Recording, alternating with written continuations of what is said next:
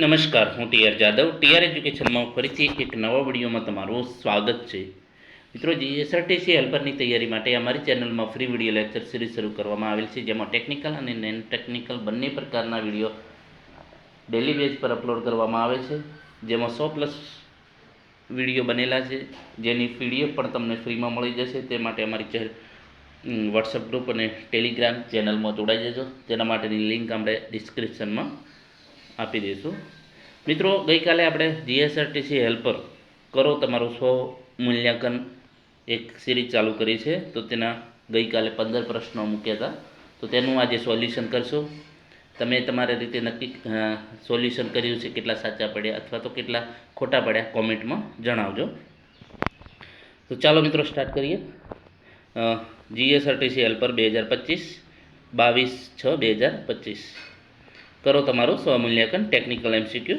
Construction line દોરવા માટે કયા પ્રકારના ગ્રેડની પેન્સિલ વપરાય છે? 3H, H, 2B, HB. તો તેનો સાચો જવાબ છે 3H. કોઈપણ પ્રકૃતિના સરળ વળાંકો દોરવા માટે ખાલી જગ્યા ડ્રાફ્ટિંગ ઇન્સ્ટ્રુમેન્ટનો ઉપયોગ થાય છે. તો તેનો સાચો જવાબ છે ફ્રેન્ચ કર્વ. નેક્સ્ટ, કંપાસનો ઉપયોગ જણાવો. તો કંપાસનો ઉપયોગ છે વર્તુળ દોરવા માટે. રેઝિસ્ટન્ટ વેલ્ડિંગ પદ્ધતિ કઈ પદ્ધતિ છે? તો સ્પોટ વેલ્ડિંગ. રૂટ ગેપ પૂરો પાડવાનો હેતુ શું છે? તો રૂટ ગેપ પૂરો પાડવાનો હેતુ છે પેનિટ્રેશનની ઊંડાઈ વધારવા માટે. નેક્સ્ટ, વેલ્ડિંગ કેબલમાં કયા પ્રકારની ધાતુનો ઉપયોગ થાય છે? તો વેલ્ડિંગ કેબલમાં તાંબાનો ઉપયોગ થાય છે. નેક્સ્ટ, કયા કારણોસર ડીઝલ એન્જિનમાં ફ્યુલ વધુ વપરાશે?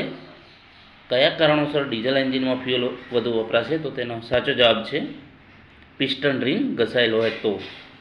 જો એન્જિન વધુ ગરમ થાય તો શું ચેક કરવું જોઈએ? તો કુલન્ટ લેવલ. નેક્સ્ટ, એન્જિનમાં ઓછો પાવર ઉત્પન્ન થાય તો શું ચેક કરવું જોઈએ?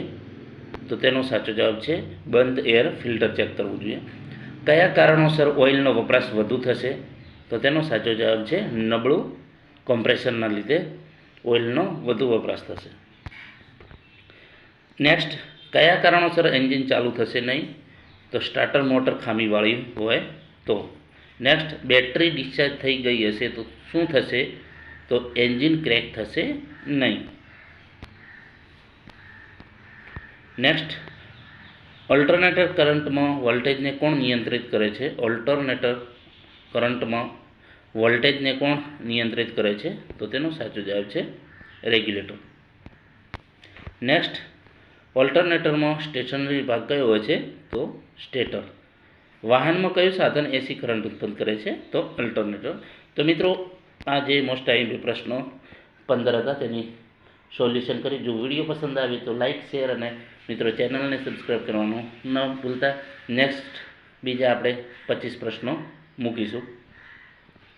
Thank you for watching this video. જેથી કરીને તમને નવા પ્રશ્નોની પ્રેક્ટિસ થાય અને પોતાની રીતે તમે સ્વમૂલ્યાંકન કરી શકો.